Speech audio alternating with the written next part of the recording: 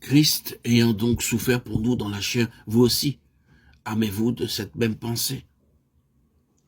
1 Pierre 4, 1.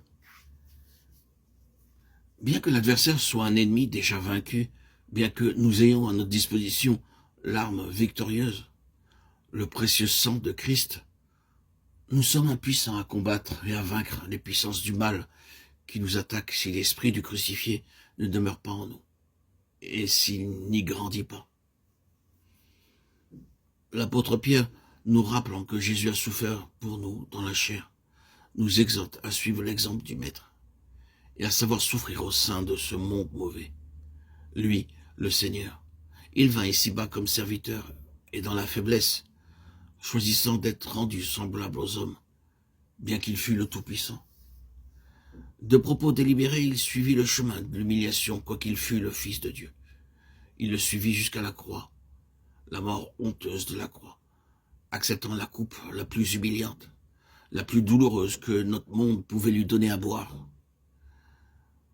Pas à pas, il s'abaissa. Il s'abaissa encore et suivit jusqu'au bout le chemin de la souffrance et de l'humiliation. Pour lui, le calvaire ne fut pas une théorie, un sujet de dissertation. Il souffrit dans la chair. Et nous, enfants de Dieu, à son exemple, nous devons choisir le chemin de l'humiliation.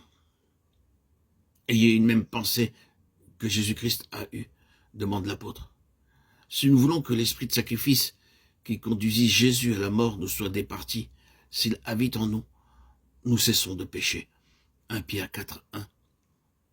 Nous ne vivons plus selon les convoitises de l'homme naturel, mais faisons la volonté de Dieu.